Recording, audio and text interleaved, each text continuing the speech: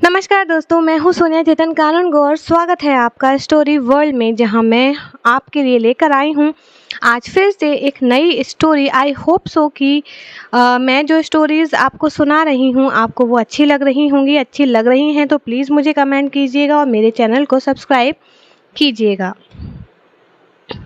तो दोस्तों, आज की जो ये स्टोरी है वो स्टोरी आई एम श्योर आपको बहुत पसंद आने वाली है। इस स्टोरी का टाइटल है जिसमें एक वाइफ अपने हस्बैंड के लिए बोलती है कि तुम कितने बदल गए। यह एक शॉर्ट स्टोरी है। चलिए शुरू करते हैं। सुनो ना, मैं तुम्हारे हर नखरे उठाऊंगा। तुम जो कहोगी मुझे मंजूर होगा। वैसे हमें ये सब फॉर्मेलिटी करने की ज़रूरत नहीं है। हम एक दूसरे को इतना समझते हैं, प्यार करते हैं कि हम एक जैसे हों या अलग, क्या फ़र्क पड़ता है। रीना ने राहुल के गले में हाथ डालते हुए कहा, देखो, हमारा प्यार कम नहीं होना चाहिए, बस ये ज़रूरी है। वैसे मैं बहुत सुलझा हुआ इंसान हूँ। राहुल ने तेवर चढ़ाते हुए कहा, तो मैं कौन सी शैतानों के ख़ानदान से हूँ? मैं भी तो सीधी सादी सी ही हूँ। रीना भी कहाँ कम थी। वक्त बीता और दोनों ने शादी कर ली।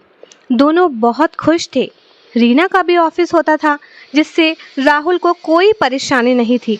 रीना ने पहले ही बोल दिया था कि वो शादी के बाद भी जॉब चालू रखेगी। उसकी हर बात सर आंखों पर थी। घर में सास, ससुर, एक ननद थी। ननद की शादी हो चुकी थी तो बस ये 4 ही सदस्य थे। शुरू में एक दूसरे की सभी आदतें एक जैसी लगती थीं। हाँ, तुम्हें ये पसंद है तो मुझे भी ये पसंद है। वक्त कब पंख लगाकर बीत गया पता ही नहीं चला। वो तो शुक्र था कि सास का जो स्वभाव था वो बहुत ही सौम्य और सरल था। जो बच्चे कह देते उसी में उनकी हाँ होती थी। 2 साल में रीना और राहुल माता पिता बन चुके थे। अब थी जिम्मेदारी उठाने की बारी। वक्त बीत रहा था। एक दूसरे के साथ प्यार मोहब्बत में दरवाजे की घंटी बजी। जब हॉल में पांव रखा तो खिलौने ही खिलौने थे। सोफे के कवर जो थे वो इधर उधर बिखरे हुए थे। घर में 4 शैतान जो हो हल्ला मचा रहे थे और घर को सर पर उठाए बैठे थे। रीना, रीना! घर में घुसते ही राहुल ने जोर से आवाज लगाई। रीना बाथरूम में थी। माँ ने रसोई से आवाज लगाते हुए कहा। रीना बाहर आई तो बोली, थोड़ी तसल्ली ले लो, बाथरूम में थी, आ ही रही थी ना। ये सब क्या है? घर का क्या हाल बना रखा है और ये बच्चे क्या हो हल्ला मचा रखा है। बाहर भेजो इन्हें और साफ सफाई करवाओ। यहाँ से चिड़चिड़ की शुरुआत हुई। आज रीना को बुरा लगा। मैं भी तो थक कर आई हूँ। अभी आए 10 मिनट भी नहीं हुए हैं और तुमने सुनाना शुरू कर दिया। जब मैं आई तो मुझे तो कोई प्रॉब्लम नहीं हुई इससे। तुम्हें तो ऑफिस और पार्टीज के अलावा दिखता ही क्या है? राहुल ने चिढ़ते हुए कहा। क्योंकि एक फन पहले ही रीना के ऑफिस में पार्टी थी तो रात को 12 बज गए थे आते आते। ओह, तो प्रॉब्लम ये है जनाब की, शादी से पहले तो तुम्हें मेरे ऑफिस जाने से प्रॉब्लम नहीं थी और अचानक अब मुझ में तुम्हें दिक्कत दिखने लगी। मुझे लगा था कि तुम घर और ऑफिस दोनों मैनेज कर लोगी।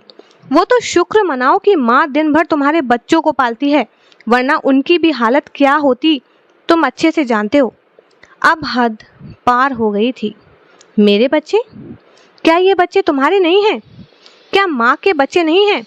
क्या इनकी जिम्मेदारी सिर्फ मेरी है? मैं घर और ऑफिस दोनों मैनेज करूं और तुम जब ऑफिस से आओ तो टांगे फैलाकर टीवी के आगे बैठकर चाय का ऑर्डर दो? सही है। तो अब तुम यह चाहती हो कि ऑफिस का काम करके घर का काम भी मैं करूं? ये काम औरतों के हैं, मर्दों के नहीं। अच्छा, हम औरतों के काम मर्दों से अलग हैं। एक तरफ तो तुम कहते हो हम बदल गए हैं, हम सब बराबरी का औदा रखते हैं, और जब बात औरत के हक की आती है तो मर्दानगी याद आ जाती है। बहुत सी बातें हैं तुम में जो मुझे भी पसंद नहीं है। कभी मदद की है तुमने मेरी रसोई में? जब मैं थक कर आती हूँ तो एक बार भी चाय के लिए पूछा है तुमने? अपने कपड़ों को ऐसे बिखेर के जाते हो जैसे कोई नौकर आकर इन्हें समेटेगा। क्या मेरे कपड़ों को कभी समेट के रखा है तुमने? मेरी पार्टी से तुम्हें प्रॉब्लम है और जो तुम खुद रात भर बाहर रहते हो उससे प्रॉब्लम नहीं। पर अभी तक मैंने तो कोई इशू नहीं बनाया। ठीक है, तुम अलग हो, मैं अलग हूँ, तो क्या हुआ? ऐसे ही साथ देते देते वक्त निकल जाएगा। पर तुम तो आज सारी हदें पार कर बैठे। तुम कितने बदल गए हो राहुल। शादी से पहले हर बात सर आंखों पर थी और अब मेरी हर बात तुम्हें चुभती है। लड़ाई बढ़ती ही जा रही थी, तभी माँ अंदर से बाहर आई। देखो बेटा,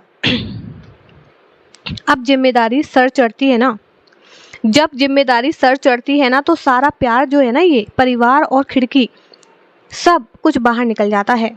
बहुत मुश्किल होता है एक दूसरे की कद्र करते हुए जिम्मेदारी को वहन करना। हर जिम्मेदारी किसी एक की नहीं होती बल्कि सबकी होती है और उसे ही हम परिवार कहते हैं। ये बच्चे, इनका बचपन अपनी जिम्मेदारी समझकर पूरा मत करो। इनके बचपन को जियो, इनके साथ, इनसे सीखो। कुछ ये सब कितने अलग हैं फिर भी एक साथ खुश होकर रहते हैं, खेलते हैं। जो मज़ा अलग अलग होकर साथ रहने का है वो एक जैसे लोगों के बीच रहने का नहीं है बच्चों। राहुल और रीना दोनों माँ की बातें बहुत ध्यान से सुन रहे थे।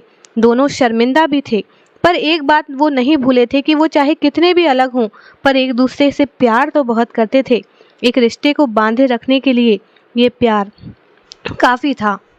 रीना और राहुल दोनों समझ चुके थे कि लाइफ शादी के बाद इतनी आसान नहीं होती। जिम्मेदारियां सबको मिल बांट कर उठानी होती हैं, तभी एक सुखी परिवार होता है। तो होप सो दोस्तों कि आपको ये कहानी बहुत ही मज़ेदार लगी होगी। आज भी हमारे देश के बहुत सारे हिस्सों में इन समस्याओं से सारे परिवार जूझते हैं, लेकिन थोड़ी सी समझदारी से काम लिया जाए तो सारी मुश्किलें हम खुद ही सॉल्व कर सकते हैं। तो बताइए कमेंट में कि आपको कैसी लगी मेरी ये कहानी और भेज दीजिए लिखकर। चलिए मिलते हैं कल अगली कहानी के साथ।